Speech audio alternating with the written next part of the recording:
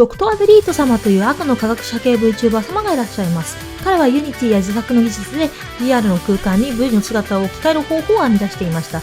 例えばリアルでサッカーボールを遊ぶ映像を作ったり、V の姿で料理をしたり、その料理を食べたりする映像を作っています。ね、私はその姿に大変感銘を受けて、真似できないかと思いまして、そう、生成 AI の力で、っていうか C ダンス2の力で、こんにちは、永久恋愛と書いてクリアトヨムタタタさんです。早速フリーピックの C ダンス2を使います。フリーピック課金しないとね、いけないんですけどね、ちょっと値段高いんですけどね。フリーピック以外でも C ダンス2が使えればどこでもいいですよ。まずはドクターデリート様のようにボールで遊んでる映像を録画します。それをフリーピックの C ダンス2で動画と参考画像を入れて、プロンプトをこんな感じにして、ドーン置き換えました。いやー、簡単すぎか？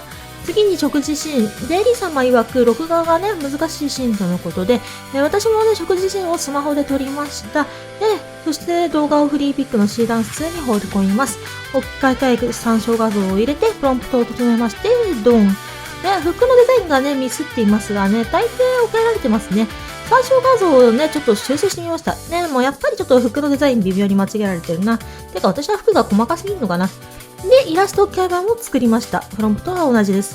衣装は綺麗に反映されましたが、食べてるものが変わってしまいましたね。難しいですね。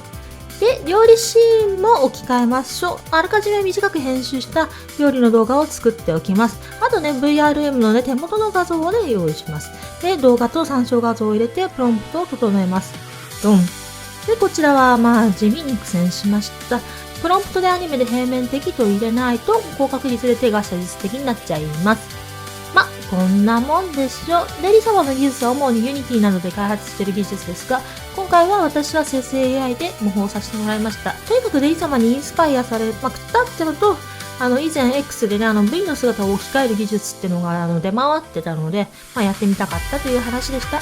短いですけど、この動画はここまでとなります。何かの参考になれば幸いです。ご視聴ありがとうございました。高評価とチャンネル登録よろしくお願いしますね。バイバーイ。